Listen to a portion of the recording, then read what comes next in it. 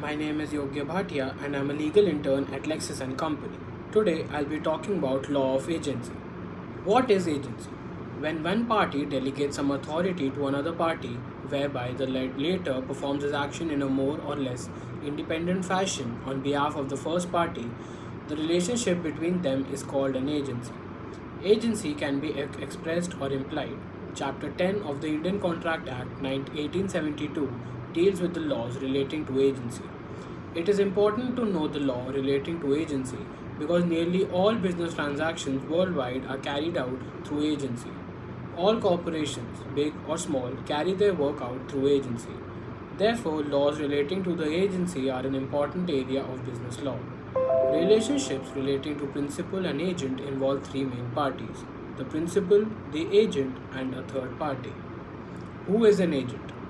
The Indian Contract Act 1872 defines an agent in section 182 as a person employed to do any act for another or to represent another in dealing with third persons. Who is a principal? According to section 182, the person for whom such act is done or who is so represented is called the principal. Therefore, the person who has delegated his authority will be the principal. For example, a businessman delegates B to buy some goods on his behalf. Here, A is the principal and B is the agent, and the person from whom the goods are bought is the third person. Joe appoints Mary to deal with his bank transactions.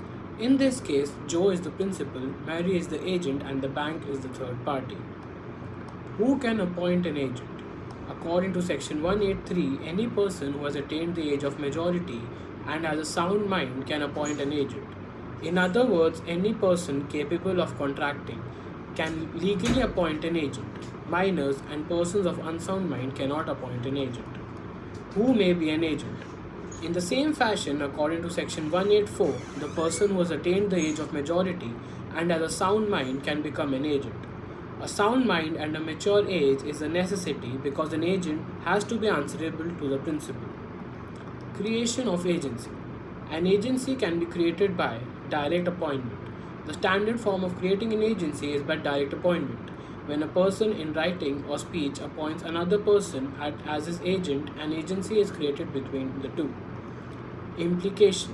When an agent is not directly appointed but his appointment can be inferred from the circumstances, an agency by implication is created. Necessity. In a situation of necessity, one person can act on behalf of another to save the person from any loss or damage, without expressly being appointed as an agent. This creates an agency out of necessity. Estoppel. An agency can also be created by estoppel. In a situation where when one person behaves in such a manner in front of a third person as to make someone believe he is an authorized agent on behalf of someone, an agency by estoppel is created. Ratification.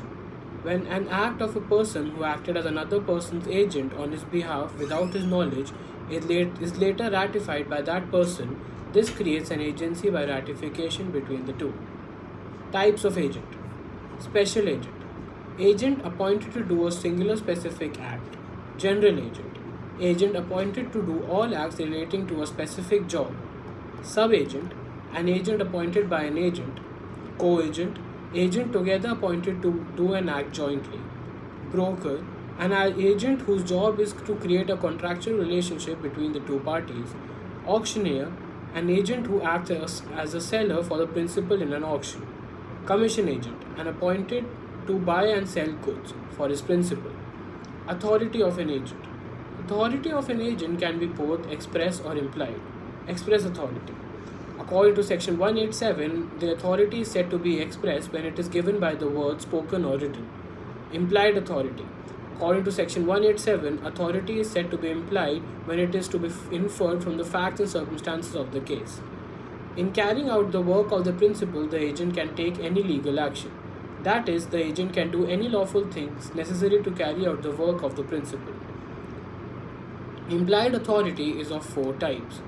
Incidental authority, doing something that is incidental to the due performance of express authority.